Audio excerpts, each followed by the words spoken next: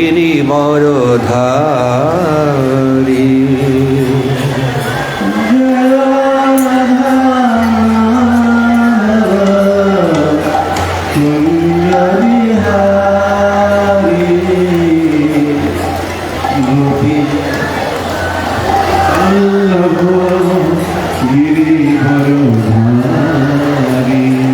জয় রাধা মাধব কুঞ্জ বিহারী গোপীজন বল্লভ গিরিবরধারী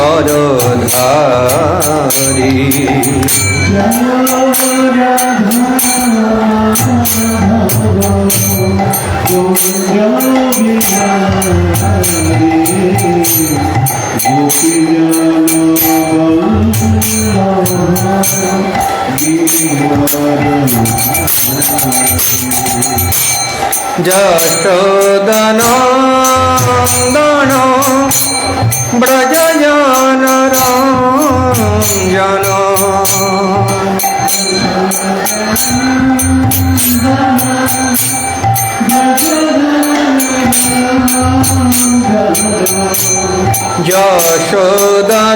যশোদানন্দন ব্রজজন রঞ্জন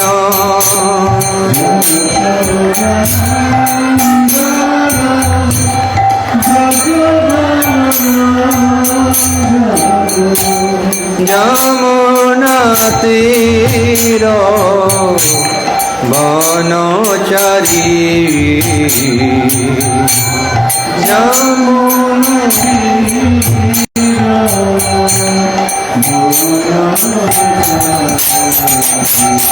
জয় রাধা মাধব কুঞ্জ বিহারী গোপীজন বল্লভ গিরিবরধারী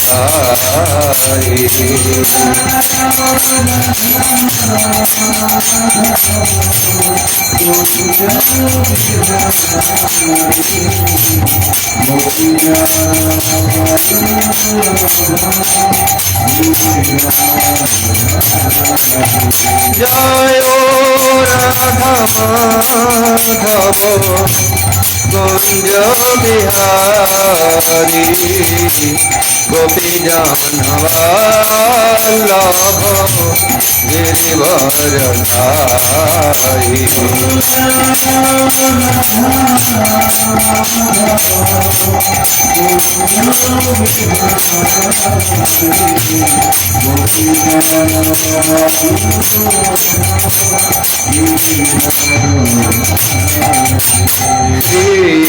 কৃষ্ণ চৈতন্য প্রভু নিত্যানন্দ শ্রী অদ্বৈত গদাধর শ্রীবাসাদি গৌর ভক্ত বৃন্দ শ্রী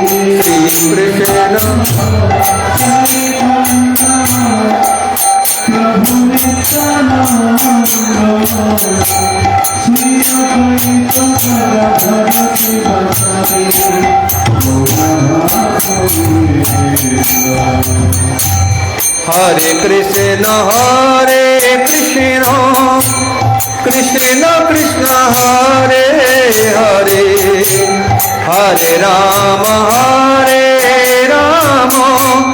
রাম রাম হরে হরে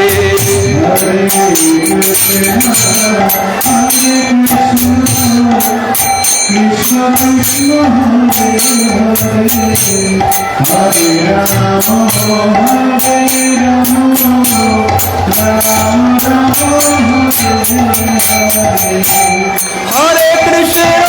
হরে কৃষ্ণ কৃষ্ণ কৃষ্ণ হরে হরে হরে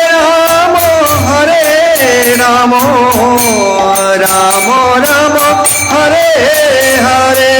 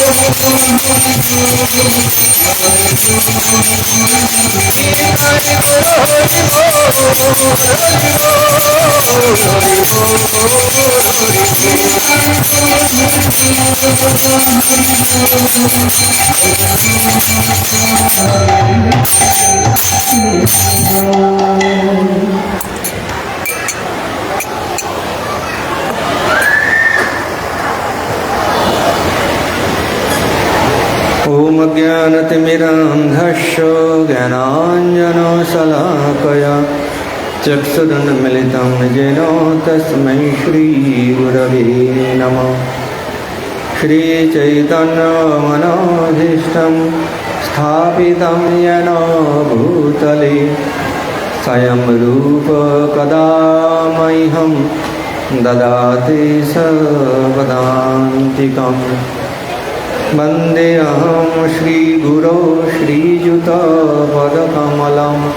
श्रीगुरुन् वैष्णवांश्च श्रीरूपं सग्रजातं सहगणो रघुनाथान्वितं तं सजीवं साद्वैतं सावधूतं परिजनसहितं कृष्णचैतन्यदेवम् श्रीराधाकृष्णपादान् सहगणो ललिता श्रीविशाखान्वितांश्च नमो विष्णुपदाय कृष्णप्रेष्ठाय भूतले श्रीमते भक्तिवेदांत स्वामिनिति नामिने।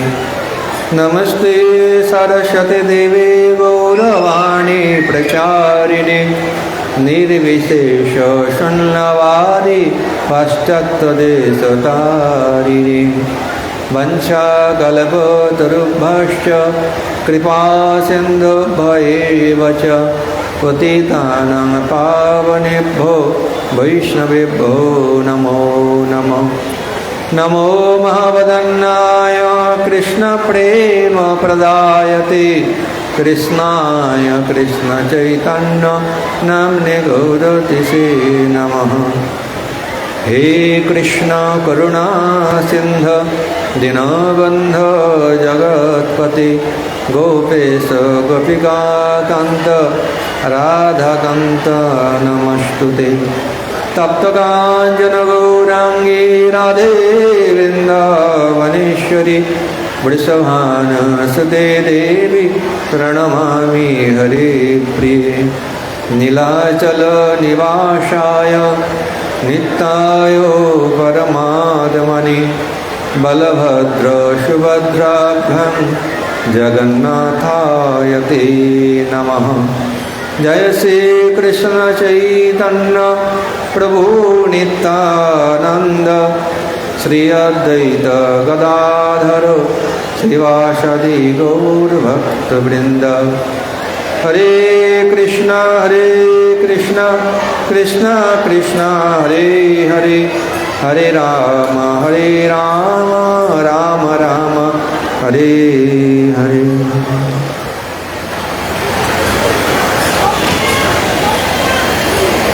কবিতা রাজা হে হরি বল।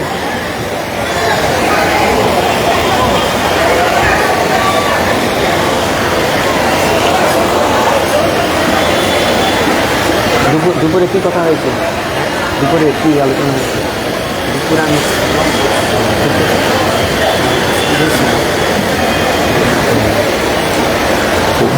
हरे कृष्ण।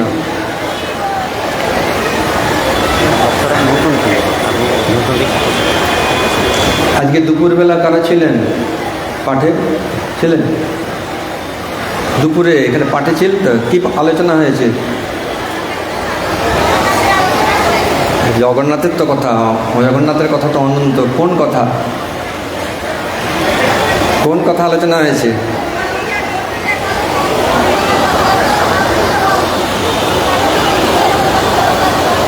শুনতে পাচ্ছি না।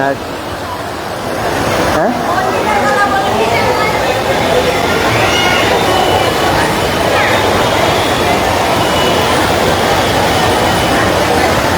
নীলাচল ধাম সম্পর্কে। নীলাচল ধাম সম্বন্ধে আলোচনা হয়েছে। নীলাচল, নীল অচল, অচল মানে পর্বত, মানে চলতে পারে না পর্বত। নীলাচলের শিখরে নীল মাধব বিরাজ করতেন। তো নীল মাধব রূপে প্রভু তিনি সেবা গ্রহণ করেছেন বহু কাল ধরে। ব্রহ্মার আয়ু হচ্ছে 100 বছর, তার মধ্যে 50 বছর গত হয়েছে, একে বলে প্রথম পরার্ধ। তো দ্বিতীয় পরার্ধে প্রথম যে মনুর শাসনকাল, অর্থাৎ স্বয়ম্ভু মনু, তার সেই শাসনকালের প্রথমেই সত্যযুগে একজন রাজা আবির্ভূত হয়েছিলেন। তার নাম হচ্ছে মহারাজ ইন্দ্রদ্যুম্ন। তিনি মালব দেশের রাজা। সেই মালব দেশের রাজধানী হচ্ছে অবন্তিপুরী, বর্তমান যাকে বলা হয় উজ্জয়িনী। তো মহারাজ ইন্দ্রদ্যুম্ন তিনি ভগবান বিষ্ণুর মহান ভক্ত, ব্রহ্মার 25তম বংশধর। তো তিনি গভীর আগ্রহে অপেক্ষা করছেন যে কোথায় সাক্ষাৎ ভগবান সেবিত হচ্ছেন, যেখানে গিয়ে আমি তার সাক্ষাৎ দর্শন লাভ করতে পারবো, তার সেবা লাভ করতে পারবো। কেউ যখন ভগবানকে আকুলভাবে দর্শন করতে চান, সেবা করতে চান, তখন ভগবান তার সমস্ত ব্যবস্থা করেন। কারণ ভগবান সকলের হৃদয়ে রয়েছেন পরমাত্মা রূপে। তো তিনি জানেন কোন ভক্তের কি মনোভাব, আবার কোন ব্যক্তির কি মনোভাব। যে নাস্তিক, ভগবান নেই, ভগবান তার হৃদয়ে, হ্যাঁ ভগবান নেই, তুমিই ভগবান, অনেকে নিজেই ভাবতে হয় আমি ভগবান। কিন্তু জীব কখনো ভগবান হতে পারে না। জীব হচ্ছে ভগবানের নিত্য অংশ, এবং অংশের কর্তব্য হচ্ছে পূর্ণের সেবা করা, সেটি তার স্বরূপ। কিন্তু যখনই সে ভগবানকে ভুলে নিজের স্বতন্ত্রভাবে ভোগ করতে চায়, আধিপত্য বিস্তার করতে চায়, তখন তাকে এই জড়জগতে প্রেরণ করা হয়। এখানে সে একটা ভোগের অধিকার লাভ করে, কিন্তু সে ভোগ করতে পারে না। সে মনে করে যে আমি হচ্ছে ভোক্তা। এটি হচ্ছে বদ্ধজীবের দুর্দশা। এইভাবে সে একটার পর একটা শরীরে ভ্রমণ করে তার কর্মফল অনুসারে। এই যে জড়জগতে জন্ম মৃত্যু জড়ব্যাধির কবল থেকে মুক্ত কীভাবে হওয়া যাবে, তার অনুসন্ধান খুবই কম জীব সেটা করে। যারা করেন তারা হচ্ছেন ভাগ্যবান। এই জন্যে শ্রীমান মহাপ্রভু তিনি রূপ গোস্বামীকে শিক্ষা দিয়ে বলেছেন, ব্রহ্মাণ্ড ভূমিতে কোনো ভাগ্যবান জীব গুরু কৃষ্ণ প্রসাদে পায় ভক্তিলতা বীজ। ব্রহ্মাণ্ড কত জীব রয়েছে, বিভিন্ন শরীরে রয়েছে, বিভিন্ন প্রকার তাদের স্থূল এবং সূক্ষ্ম শরীর অনুসারে স্থিতি আচরণ, এবং সেই অনুসারে তাদের গতি। তো এইভাবে কখনো উপরে, কখনো নিচে, কখনো মাঝে নাগরদোলার মতন বিভিন্ন শরীরে পরিভ্রমণ করছে জীব। কিন্তু এই জড়জগতে তার থাকার কথা নয়, কিন্তু ভগবানের সেবা বাদ দেওয়ার কারণে, নিজের স্বরূপ ভুলে যাওয়ার কারণেই এই দুর্দশা। তবে এই দুর্দশা থেকে মুক্ত সে অবশ্যই হতে পারবে। সেই পন্থাও ভগবান শ্রীকৃষ্ণ ভগবদ্গীতায় বলেছেন, সপ্তম অধ্যায়, দৈবী হেষা গুণময়ী মম মায়া দুরত্যায়া। এই যে মহামায়া ত্রিগুণের দ্বারা জীবকে বেঁধে রেখেছে, এর থেকে জীব নিজের চেষ্টায় কখনো মুক্ত হতে পারবে না, দুরতিক্রমণীয়। কিন্তু মামেব যে প্রপদ্যন্তে মায়ামেতাং তরন্তি, একমাত্র তাঁর চরণে শরণাগত হওয়ার মাধ্যমেই জীব এই জড়জগতের বন্ধন থেকে মুক্ত হতে পারে। এইটাই হচ্ছে একমাত্র পন্থা, দ্বিতীয় কোনো পন্থা নেই। কোনো দেবদেবীর চরণে আত্মসমর্পণ করে, কোনো তথাকথিত নেতা নেত্রীর চরণে শরণাগত হয়ে কেউ এই জড়জগতের বন্ধন থেকে মুক্ত হতে পারবে না। হ্যাঁ, কিছু জড়জাগতিক সুবিধা সে পেতে পারে, কিন্তু জড়বন্ধন থেকে মুক্ত হতে গেলে অবশ্যই ভগবানের চরণে আত্মসমর্পণ করে তার নির্দেশ অনুসারে জীবনযাপন করতে হয়। এই জন্যে ভগবান তার নাম রূপে অবতরণ করেছেন, তার বিগ্রহ রূপে অবতরণ করেছেন, যাতে, এবং স্বয়ং ভগবান অবতরণ করে লীলাবিলাস করেছেন। কিভাবে ভগবানকে সেবা করতে হয় তার জন্য তাঁর নিত্যসিদ্ধ পার্শ্বদের তিনি প্রেরণ করেছেন, তাঁর নিত্য যা পুত্র আদি তাদেরকে প্রেরণ করেছেন, ভক্তদের প্রেরণ করেছেন, এবং স্বয়ং ভক্ত রূপে তিনি অবতরণ করেছেন এই কলিযুগে শ্রীকৃষ্ণ চৈতন্য মহাপ্রভু রূপে। সব কলিতে শ্রীমন মহাপ্রভু আসেন না, এই কলিতে তিনি এসেছেন, তাই এই কলিযুগ ধন্য। এবং শ্রীমন মহাপ্রভুর নির্দেশ অনুসারে যারা জীবনযাপন করেন তারা হচ্ছেন ধন্যাতিধন্য। এখন মহারাজ ইন্দ্রদ্যুম্ন যখন আকুল হয়েছেন ভগবানকে দর্শন করবার জন্য, ভগবানের সাক্ষাৎ সেবা করবার জন্য, তখন ভগবান তিনি এক তীর্থযাত্রীকে প্রেরণ করেছেন। তো অনেক তীর্থযাত্রীরা আসে যায়, কেউ কেউ বলেন যে স্বয়ং ভগবানই সেই তীর্থযাত্রী রূপে এসেছেন। তো সেই তীর্থযাত্রী এসে জানালেন যে হে মহারাজ, আমি বিভিন্ন স্থানে ভ্রমণ করেছি, তবে এই পুরুষোত্তম ক্ষেত্রে ভগবান শ্রী বিষ্ণু নীল মাধব রূপে সেবিত হচ্ছেন। আমি সেখানে অবস্থান করে তার সেবা লাভ করেছিলাম। তা আপনি যদি তার সেবা পেতে চান, তাকে দর্শন করতে চান, তাহলে আপনাকে অবশ্যই নীলাচলে গমন করতে হবে, যেখানে তিনি নীল মাধব রূপে সেবিত হচ্ছেন। তো এই যে তীর্থযাত্রীর কাছ থেকে নীল মাধবের তথ্য এবং তত্ত্ব শ্রবণ করে মহারাজ ইন্দ্রদ্যুম্ন নিজেকে অত্যন্ত সৌভাগ্যবান বলে মনে করলেন যে আজকে ভগবান ঠিক ব্যবস্থা করে দিয়েছেন, আমি তাঁর সমাচার লাভ করতে পেরেছি, তো আমি অবশ্যই তার কাছে ফিরে যাব। তো দুটো, একটা হচ্ছে দেউলতলা বলে উড়িষ্যার কবিতা অনুসারে একটা বর্ণনা রয়েছে, আর একটা স্কন্দপুরাণ অনুসারে বর্ণনা রয়েছে। তা কী হবে, এই তীর্থযাত্রীর কাছ থেকে শ্রবণ করে মহারাজ ইন্দ্রদ্যুম্ন তিনি নীলাচলে এলেন। তার বর্ণনা স্কন্দপুরাণ অনুসারে বৃহৎ, অনেক বড় বর্ণনা। তার আমি দেউলতলা বলে যে উড়িয়া কবিতা, তার থেকে যে সারসংক্ষেপ সেটাই বর্ণনা করব।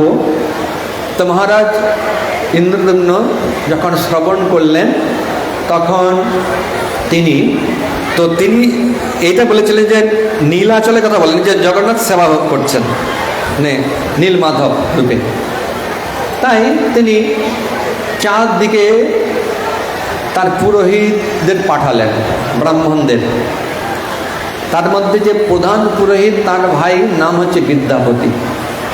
তিনি পূর্ব দিকে ভ্রমণ করতে করতে, অনুসন্ধান করতে করতে এলেন শবরপল্লীতে।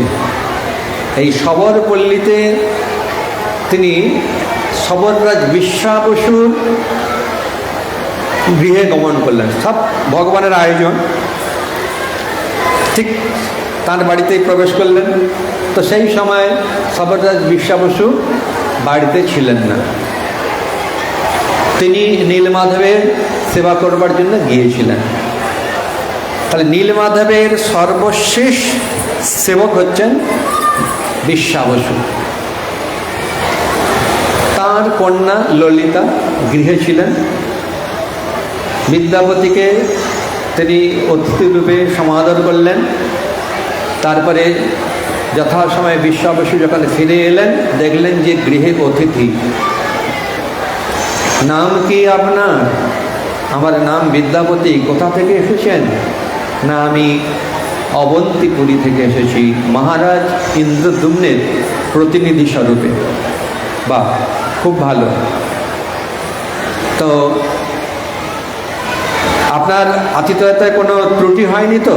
ললিতা, তুমি ঠিক মতন সেবা করেছ? না, আমি যতটা পেরেছি করেছি। না, আরও সুন্দরভাবে সেবা করতে হবে, এইভাবে সব জানিয়ে দিলেন। এবং সেবার জন্য যা কিছু প্রয়োজন বিশ্বাবসু সব কিছু আয়োজন করলেন। এবং তার গৃহে থাকবার জন্য তিনি অনুরোধ করলেন, আর এটি বিদ্যাপতি চেয়েছিলেন। তো বিদ্যাপতি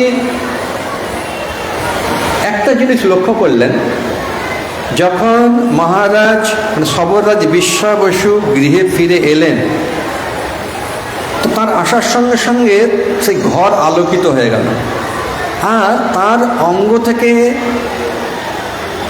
যে দিব্য গন্ধ, সেই গন্ধে পুরো আমোদিত হয়ে গেল। তো এইরকম দিব্য গন্ধ তিনি ইতিপূর্বে লাভ করেননি। তো চিন্তা করছেন যে কি করে সম্ভব ইনার শরীর থেকে এরকম দিব্য গন্ধ যে আমরা লাভ করতে পারছি, নিশ্চয়ই ইনি কার সেবা করছেন জানতে হবে। তো তিনি কয়েকদিন ধরে লক্ষ্য করলেন, সবররাজ বিশ্বা বসু তিনি রাতের বেলায় চলে যান, আবার ঠিক দুপুরবেলা ফিরে আসেন। যখন ফিরে আসেন তখন তার অঙ্গ থেকে দিব্য গন্ধ লাভ হয়। তিনি ললিতাকে জিজ্ঞাসা, আচ্ছা এদিকে কি হয়েছে? বিদ্যাপতিকে বিশ্বা বসুর জামাতা রূপে লাভ করতে চান। ওদের প্রচলিত কথা অনুসারে যে সবরদের নিয়ম হচ্ছে যে যদি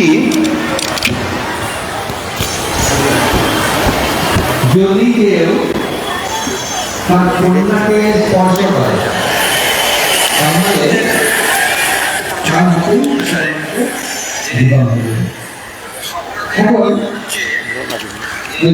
তাহলে স্পর্শ হয়েছে না, জল পাত্র ছিল, জল পাত্র থেকে স্পর্শ হয়েছে, তাই এটাই বলে বসছে যে তোমাকে আমার কন্যাকে বিবাহ করতে হবে।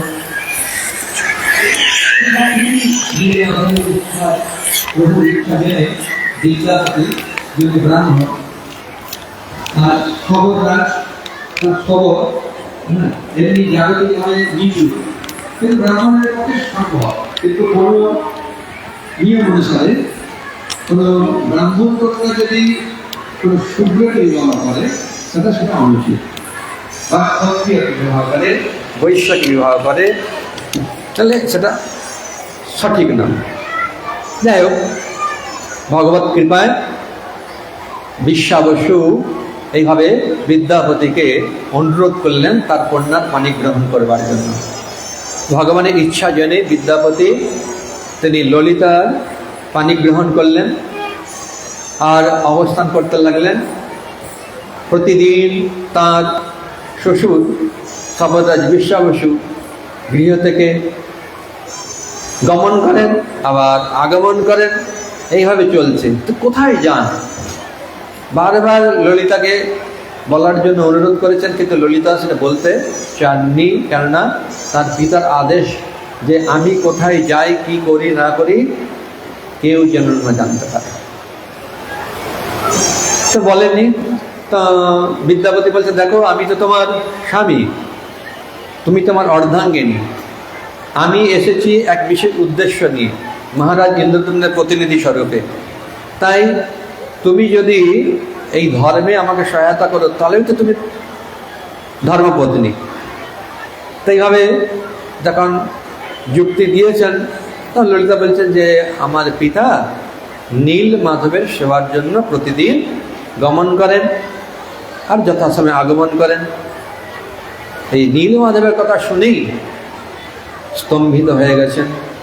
তার শরীরের মধ্যে রোমাঞ্চ আদি সাত্ত্বিক বিকার পরিলক্ষিত হয়েছে, যে আমি যে উদ্দেশ্য নিয়ে এসেছিলাম তা আমি সঠিক স্থানে উপস্থিত হয়ে গেছি।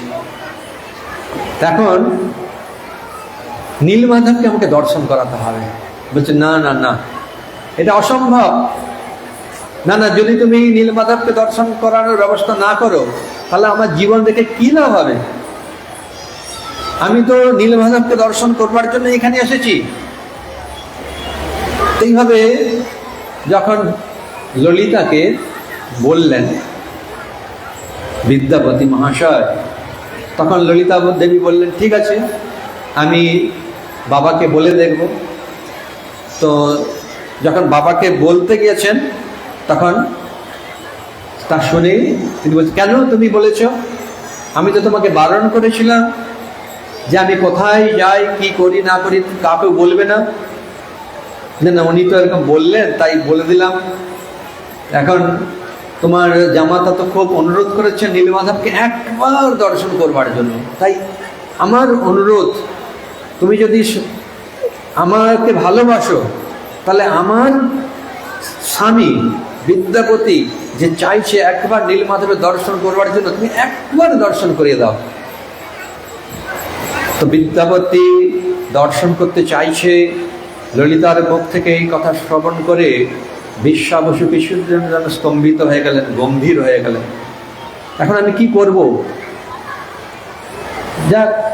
যা নীলমাধবের ইচ্ছা তাই হবে, এই ভাবনা করে বলে, ঠিক আছে, আমি দর্শন করাতে নিয়ে যাব, তবে খালি চোখে নিয়ে যাব, চোখ বেঁধে নিয়ে যাব, যাতে সে পথের অনুসন্ধান না লাভ করতে পারে। ঠিক আছে, তাই হবে। মূল বিষয় হচ্ছে তো দর্শন করা। এখন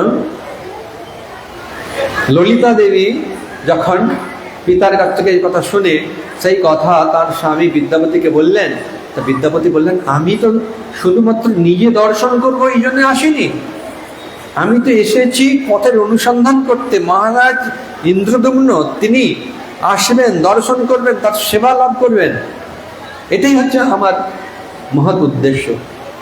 তাহলে কি করা যায়? বলতে, চিন্তা করো না, তার ব্যবস্থা হয়ে যাবে। তো চোখ বন্ধ করা হলো, কাপড় দিয়ে বাঁধা হলো। হ্যাঁ, তারপরে ললিতা কিছু সরষে তার আঁচলে দিয়ে দিয়েছেন। তো সরষে ছড়াতে ছড়াতে সে যাচ্ছেন, আর এত সংকীর্ণ পথ, পাশাপাশি দুজন যাওয়া যায় না, একজন পিছনে যাচ্ছে আর একজন এরকম হাত দিয়ে এইভাবে তাকে নিয়ে যাচ্ছেন। তো অবশেষে বিশ্বা বসু বিদ্যাপতিকে নিয়ে নীলমাধবের মন্দিরে উপস্থিত হলেন। সেই নীলাচল পর্বতের শিখরে নীলমাধব অবস্থান করছেন। নীলকান্ত মণি দিয়ে তার শিবিগ্রহ নির্মিত হয়েছে, অপূর্ব তার শিবিগ্রহ। সেই বিগ্রহ থেকে দিব্য জ্যোতি বিচ্ছুরিত হচ্ছে। তার সম্মুখে লক্ষ্মী দেবী অবস্থান করছেন, আর তিনি পাদসম্মান করছেন। তার সামনে রয়েছে সুদর্শন চক্র এবং গরুড়দেব, আর অনন্তদেব তিনি ছত্ররূপে ভগবানের উপর, মানে মস্তকের উপর বিরাজ করছেন। এই রূপ দর্শন করে বিদ্যাপতি সাষ্টাঙ্গে দণ্ডবৎ প্রণাম করছেন এবং বহু স্তুতি করছেন। বিশ্বা বসু বললেন যে, বিদ্যাপতি তুমি দর্শন করো, আমি প্রভুর সেবার জন্যে বন্য ফুল, ফল, কন্দমূল নিয়ে আসছি। তো বিদ্যাপতি ভগবানের সে অপরূপ দর্শন করে অপলক নয়নে আত্মবিভোর হয়ে গেছেন। হঠাৎ করে তিনি দেখছেন যে ভোর রাত্রের সময় তো একটা ঘুমন্ত কাক সে একটা কুণ্ডের মধ্যে পড়ে গেছে। সাধারণত হয় না, কিন্তু ভগবানের ইচ্ছা হলে সব কিছু সম্ভব। তা ঘুমন্ত কাকটা যখন সেই কুণ্ডের মধ্যে পড়েছে, পড়ার পরে বিদ্যাপতি দেখছেন যে একজন সেখান থেকে বেরিয়ে আসে চতুর্ভুজ রূপে, অর্থাৎ সে স্বরূপ মুক্তি লাভ করেছে। তো বিশ্বা বসু এসেছেন। হ্যাঁ, তার আগে তখন চিন্তা করছেন বিদ্যাপতি যে, বাহ, এ তো খুব অপূর্ব একটা সুযোগ, মুক্তি লাভ হয়ে গেল, তা আমিও মুক্ত হয়ে যাব। এই বলে সে রোহিণী কুণ্ড, এটা কুণ্ডটার নাম হচ্ছে রোহিণী কুণ্ড, সে রোহিণী কুণ্ডে ঝাঁপ দিতে গিয়েছে। সঙ্গে সঙ্গে দৈববাণী হয়েছে, হে বিদ্যাপতি, তুমি নিজের কল্যাণের জন্য, মুক্ত হওয়ার জন্য এই রোহিণী কুণ্ডে ঝাঁপ দিও না। তুমি কি ভুলে গিয়েছো তুমি কি উদ্দেশ্য নিয়ে এসেছো? তোমার জন্য অপেক্ষা করে আছেন মালব রাজা মহারাজ ইন্দ্রদম্ন, তিনি উপবাস করে আছেন, তাই তুমি ক্ষান্ত হও। সঙ্গে সঙ্গে তিনি তার উদ্দেশ্য বুঝতে পারলেন। হ্যাঁ, অনেক সময় আমরা আমাদের উদ্দেশ্য ভুলে যাই, তাই না? তখন কি হয়, আমাদেরকে কেউ মনে করিয়ে দিলে আমরা সেটা বুঝতে পারি।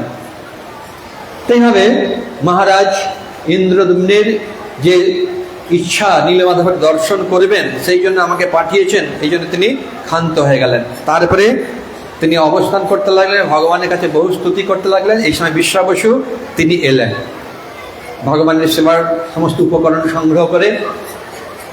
আর আরেকটা জিনিস তিনি লক্ষ্য করলেন যে সেখানে অনেক অনেক দিব্য সমস্ত ভগবানের সেবার জন্য ভোগ আদি, মালা আদি সব কিছু রয়েছে। কেন না, ভগবানের সেবা করবার জন্য ব্রহ্মা, ইন্দ্র আদি দেবগণ প্রতিদিন তারা আসেন।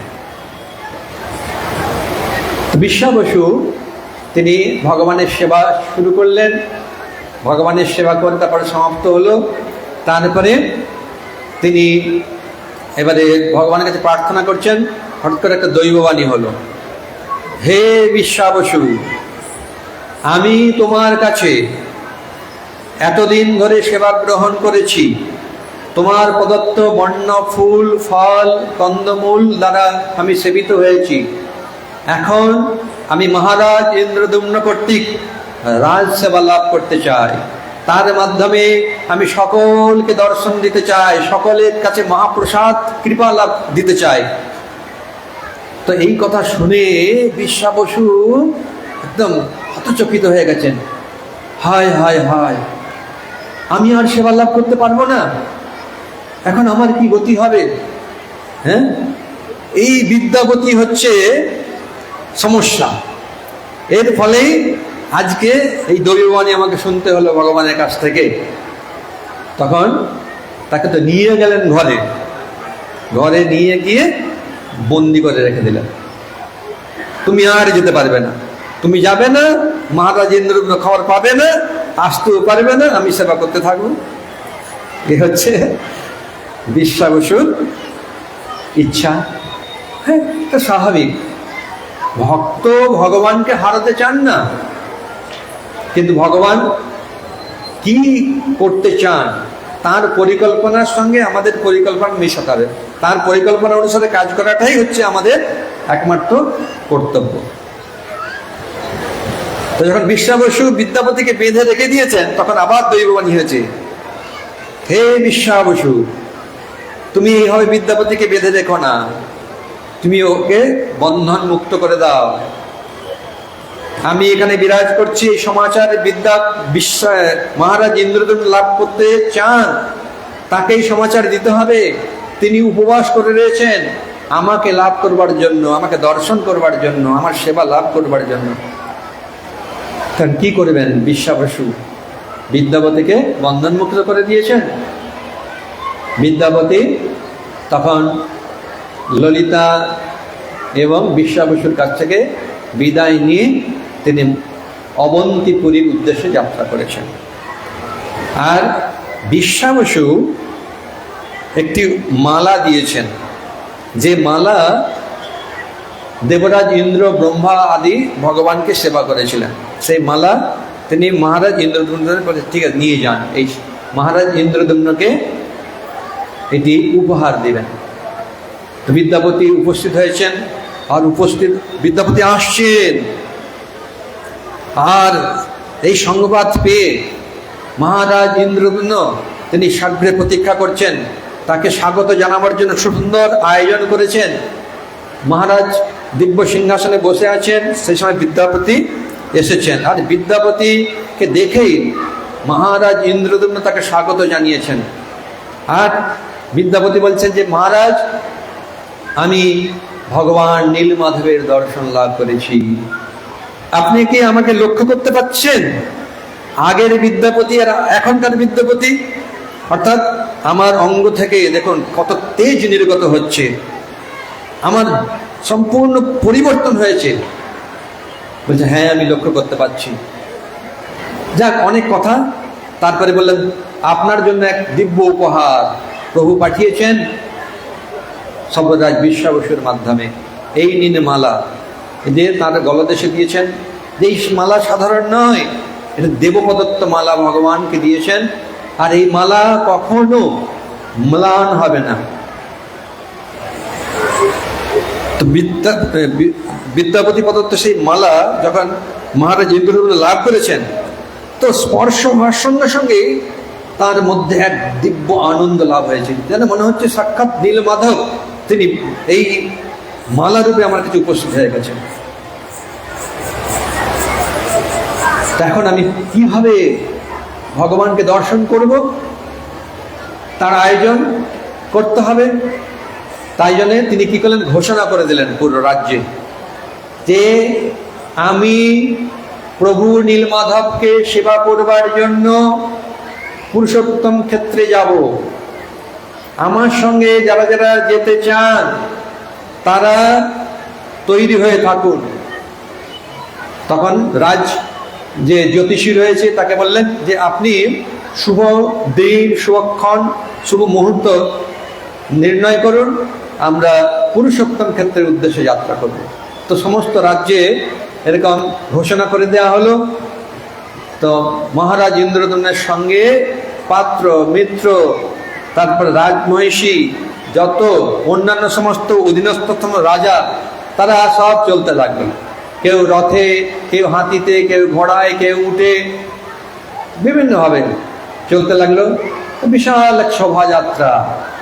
কোথায় যাচ্ছেন না, পুরুষোত্তম ক্ষেত্রে, নীলাচল ক্ষেত্রে। এইভাবে তারা উপস্থিত হলেন। এখন বিদ্যাপতিকে জিজ্ঞাসা করছেন কোথায়, মানে মহারাজ ইন্দ্রদম্নে আর তর সইছে না, তিনি দর্শন করবার জন্য এত আকুল যে কোথায় নীলমাধব, কোথায়, আমি দর্শন করতে চাই, কোথায়। বলে যে এই তো, এই রাস্তা দিয়ে চলুন, সংকীর্ণ রাস্তা। বিদ্যাপতি আগে চলছেন, পিছনে পিছনে চলছেন মহারাজ ইন্দ্রদম্ন। তো যেখানে ভগবান নীলমাধব বিরাজ করছিলেন সেখানে নিয়ে গেছেন, কিন্তু নীলমাধব নেই। তো নীলমাধব যখন নেই, তখন মহারাজ ইন্দ্রদম্ন বলতেন কোথায়, নীলমাধব এইখানে? বলতেন হ্যাঁ, আমি তো এখানেই দর্শন করেছি। ও তাহলে এই বিশ্বাবসুই মনে হয় সেবা থেকে বঞ্চিত হবে, এই ভাবনা নিয়ে সে নীলমাধবকে লুকিয়ে ফেলেছে। এখন চলো নীলমাধব কোথায় আছে অনুসন্ধান করতে হবে। হয়তো সবরপল্লীতে রেখেছে।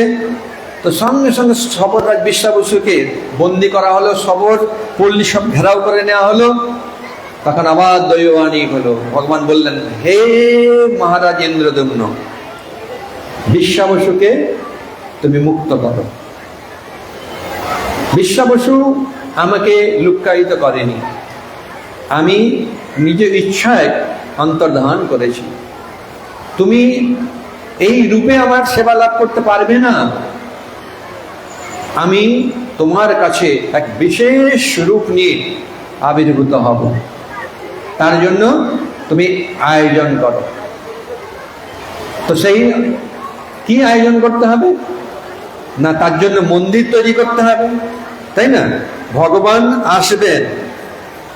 আমরা যেমন ভাড়া বাড়িতে থাকি, তো একটা জায়গা কিনি, তারপরে তো বাড়ি তৈরি করি, তারপরে তো ওখানে থাকি। বাড়িটা তৈরি হলে সেটা উদ্বোধন হবে, গৃহপ্রবেশ যাকে বলে, সে একটা অনুষ্ঠান রয়েছে। তা আগে মন্দির তৈরি করা হোক। তো সেইভাবে ভগবানের নির্দেশ অনুসারে মহারাজ ইন্দ্রদম্ন মন্দির তৈরি করলেন। আমি তোমার কাছে দারু ব্রহ্মরূপে আবির্ভূত হব, আর সেই দারু ব্রহ্ম থেকেই আমার বিগ্রহ প্রকাশিত হবে, সেই বিগ্রহ তুমি সেবা লাভ করতে পারবে। তো ভগবানের নির্দেশ অনুসারে মহারাজ ইন্দ্রদম্ন তিনি মন্দির তৈরি করলেন। এখন মন্দির তৈরি করলেন, মন্দির যাকে বলে গৃহপ্রবেশ, মন্দিরের প্রবেশ, মন্দির উদ্বোধন করতে হবে। তার জন্যে মহারাজ ইন্দ্রদম্ন গেলেন ব্রহ্মলোকে, ব্রহ্মার কাছে। আমাদের এখানকার সময় আর ব্রহ্মলোকের সময় অনেক পার্থক্য রয়েছে।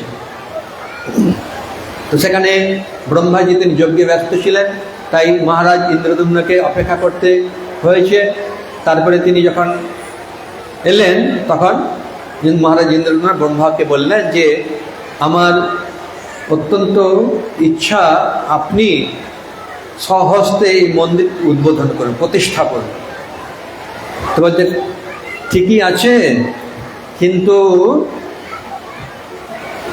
তুমি যে এখানে কিছুক্ষণ অবস্থান করেছো, তারপরে আমি যাব, এতে আমাদের এখানকার কাল অনুসারে, পৃথিবীর কাল অনুসারে, মানে সময় অনুসারে অনেক পার্থক্য। তোমার সমস্ত আত্মীয় স্বজন আদি কাউকেও তুমি দেখতে পাবে না। তো ঠিক আছে, কি করা যাবে? ওনার তো একটাই ইচ্ছা যে ভগবানের মন্দির উদ্বোধন হোক, সেখানে বিগ্রহ প্রতিষ্ঠিত হোক, সেটাই ভগবানের আদেশ। সেই উদ্দেশ্য নিয়ে তিনি গিয়েছেন, তো কোনো অসুবিধা নেই।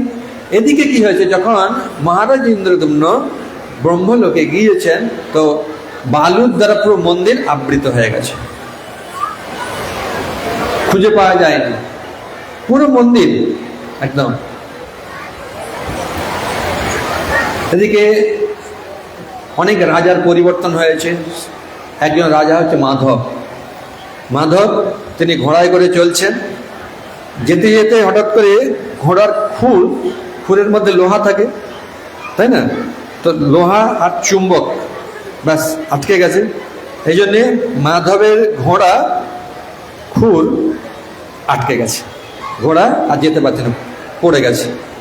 কি হলো না, খুঁড়ে দেখছে যে একটা চূড়া, তো ওখানে চুম্বক রয়েছে। তখন আদেশ দিলেন, খনন করা হলো, পুরো বালুকা অপসারণ করা হলো, সুন্দর মন্দির। বাহ, অনায়াসে একদম একটু শুধু বালুকা অপসারণ করতে হলো, মন্দিরে কোনো লাভ হয়ে গেল, খুশির খবর।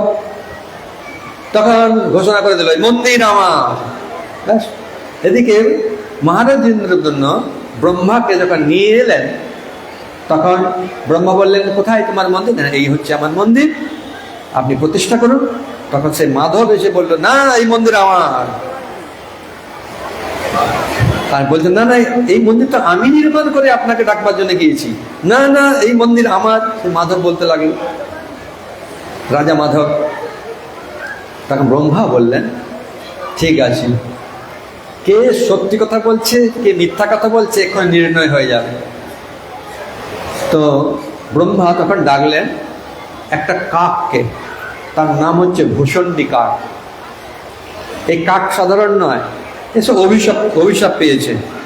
ভূষণ্ডী কাক, তারপরে এই যে কালীয় নাগ, হ্যাঁ, এরা অভিশপ্ত। আগের জন্মে সব এরা ভক্ত ছিল, একে অপরকে অভিশাপ দিয়েছে। একজন কাক হয়ে গেছে, একজন সাপ হয়ে গেছে, কিন্তু ভক্ত তো ভক্তই। হ্যাঁ, তা এখন ভক্ত ভগবানের সেবা করছে। এই ভূষণ্ডী কাক রামায়ণ কথা বলে, সব সময় ভগবানের কথা তার মুখে উচ্চারিত হয়। অনেক জায়গায় ভূষণ্ডী কাক রামায়ণ কথা পরিবেশন করেছেন। ব্রহ্মা তিনি জানেন, তাই তিনি ডেকেছেন, ভূষণ্ডী তুমি এসো। ভূষণ্ডী এলেন, বলো এই মন্দির কে নির্মাণ করেছে, এর প্রকৃত ইতিহাসটা বলো তুমি। তখন বললেন হে ব্রহ্মদেব, এই মন্দির মহারাজ ইন্দ্রদ্যুম্ন তৈরি করেছেন, তৈরি করে উদ্বোধন করবার জন্য বা প্রতিষ্ঠা করবার জন্য আপনাকে ডাকতে গিয়েছেন, কিন্তু বালুকার দ্বারা এই মন্দির আবৃত হয়ে যায়। বালুকা অপসারণ করেছে আর মন্দিরকে আবার যথাযথভাবে এনেছে এই রাজা মাধব। ও, এই ঘটনা।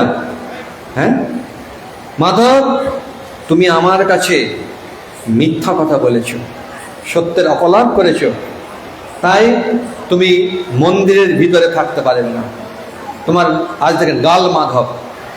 সেইভাবে গাল মাধব থাকেন। আর মহারাজ ইন্দ্রদ্যুম্নের ইচ্ছা অনুসারে ব্রহ্মদেব অর্থাৎ ব্রহ্মাজি তিনি বললেন যে হে মহারাজ, এটি হচ্ছে ভগবানের ক্ষেত্র, এখানে আলাদা করে মন্দির প্রতিষ্ঠা করার কোনো প্রয়োজন নেই। তবে হ্যাঁ, আপনি যখন আমাকে নিয়ে এসেছেন তখন আমি এর উপরে একটা ধ্বজা অর্থাৎ পতাকা, বড় পতাকা না ধ্বজা বেঁধে দিচ্ছি, আর এই ধ্বজা যে দূর থেকেও দর্শন করতে পারবে তে জন্ম জন্মের পাপ থেকে মুক্ত হয়ে যাবে। হৃদয় বর্ধমানন্দে। তাইভাবে ব্রহ্মাজি ধ্বজা বেঁধে তারপরে চলে গেলেন। আর অন্যদিকে এবারে ভগবান কখন আসবেন, কিভাবে আমি তার সে বিগ্রহ নির্মাণ করব, ভগবান বলেছেন যে দারু ব্রহ্মরূপে আসবেন। দারু ব্রহ্মরূপে এলেন। যাই হোক, স্কন্দ পুরাণ অনুসারে যে বর্ণনা সেটা আমি দিচ্ছি না, সেখানে বর্ণনা একটু, সেখানে ভগবানের শরীর থেকে একটা লোম পড়েছিল, সেই লোম থেকে হচ্ছে তৈরি হয়েছে বৃক্ষ। হ্যাঁ, সেই বৃক্ষ নারদমণি মহারাজ ইন্দ্রদম্নকে নিয়ে গিয়েছিলেন। আর এইখানে যে বর্ণনা সেটা হচ্ছে যে সমুদ্রে ভাসতে ভাসতে ভাসতে ভাসতে দারু এসেছে। দারু মানে কাঠ, ব্রহ্ম মানে চিন্ময়। এই কাঠ জড় কাঠ নয়, চিন্ময় কাঠ, অর্থাৎ সজীব। তাই এইভাবে দারু ব্রহ্ম ভাসতে ভাসতে কোথায় এলেন না চক্রতীর্থে। আপনার কারা কারা পুরী পরিক্রমা করেছেন? হরে কৃষ্ণ। কি চিন্তা করছেন?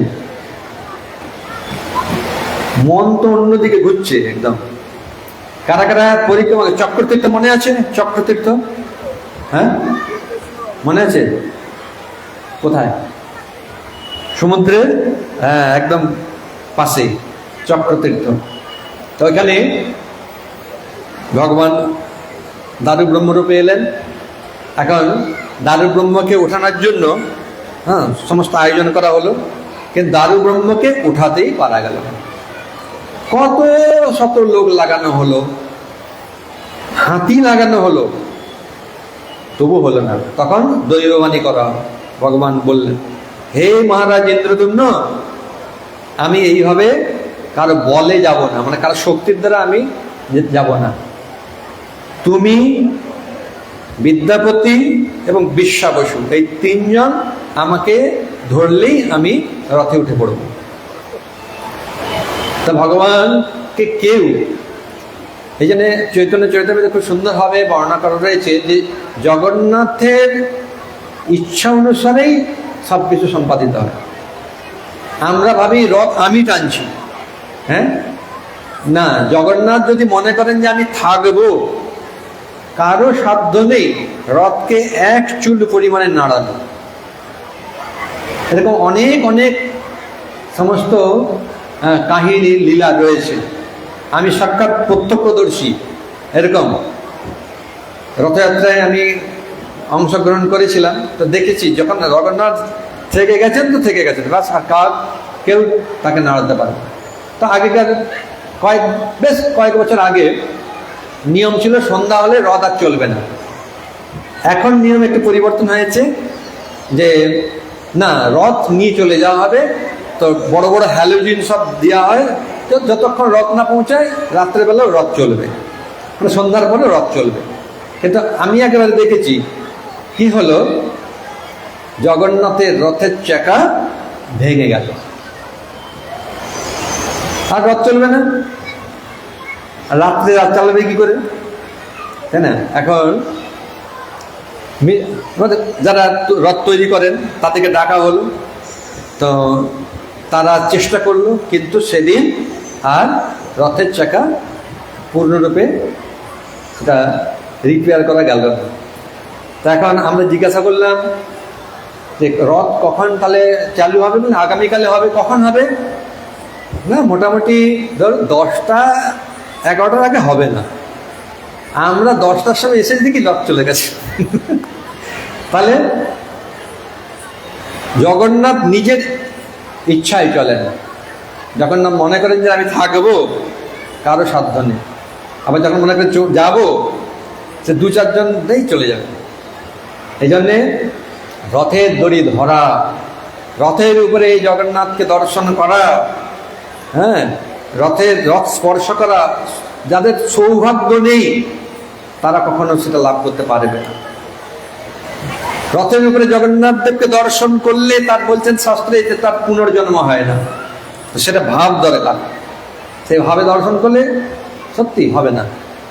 রথের দড়ি স্পর্শ করে রথকে টেনে নিয়ে যাওয়া, রথের সঙ্গে সঙ্গে যাওয়া, রথে কীর্তন করা, নৃত্য করা, শ্রী চৈতন্য মহাপ্রভু স্বয়ং সে আচরণ করে সে সমস্ত শিক্ষা দিয়েছেন। যে কথা বলছিলাম যে সেই প্রথম যে দারু ব্রহ্ম, তারপরে তিনজন মিলে ধরলেন, সেখানে গরুর গাড়ি রয়েছে, সেখানে দেওয়া হলো, সুন্দরভাবে মানে প্রস্তুত করা হয়েছিল সংকীর্তন সহযোগে। সেই দারু ব্রহ্মকে নিয়ে যাওয়া হলো মন্দিরে। তারপরে মন্দিরে কিভাবে বিগ্রহ তৈরি হলো তার বর্ণনা পরে শুনবেন। নিতাই গৌর প্রেমানন্দে, হরি হরি বল। টাইম হয়ে গেছে, পরবর্তী প্রোগ্রাম রয়েছে।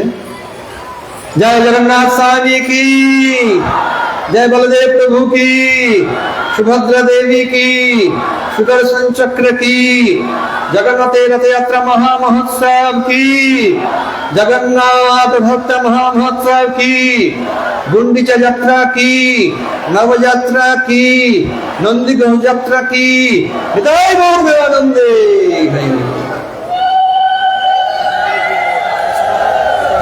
बोलो तुम।